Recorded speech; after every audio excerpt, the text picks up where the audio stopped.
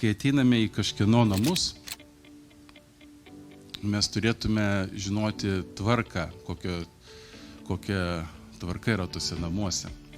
Ir norint mums tenai apsigyventi, jeigu mes ateiname be tvarkos, ta prasme, mes labai mylim tos mūsų draugus, kurie mus priėmė, mes labai jos mylim, iš tikrai iš viso širdies mylim, bet, žodžiu, mes tada apsigyvenam tenai, nes mes juos mylim ir žinom, kad jie mus myli. Ir mes tada darome ten, ką norime. Svetainėje, tarkime, užsukuriam laužą ir kepam šašlykus. Vonioj mes darom laivelius. Ar taip elgiamės? Greičiausiai ne.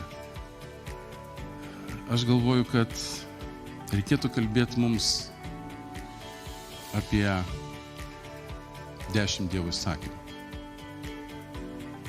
Ir aš jau jaučiu, kaip kai kurie galvoja, wow, mes dabar ne pagal raidę, mes pagal dvasią gyventi.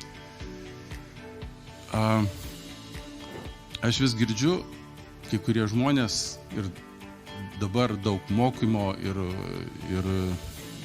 mokytojai ateina, sako, mums reikia turėti santykį su Dievu. Ir mylėti Dievą ir viskas bus gerai ir to mums užtenka. Ką reiškia turėti santykį su Dievu? Kaip tuose namuose aš turiu santykį su tais šeimininkais ir darau, ką noriu. Labai geras santykis. Ir santykis su Dievu yra labai gerai turėti, tai sakant, tai yra pati pradžia, nuo ko reikėtų pradėti. Mūsų krikščioniškas gyvenimas prasideda nuo santykio su Dievu. Aš turiu pirmą jį atrasti.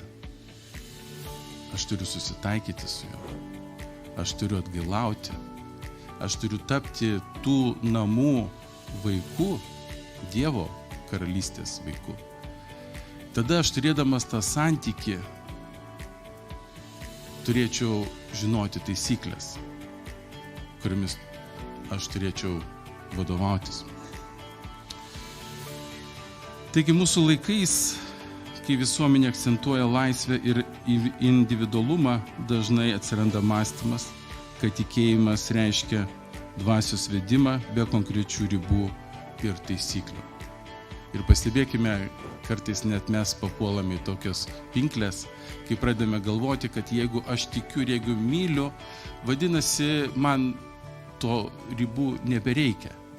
Aš lauksiu, kol dvasia mane ves, kol aš darysiu, ką noriu ir gyvensiu, kaip noriu.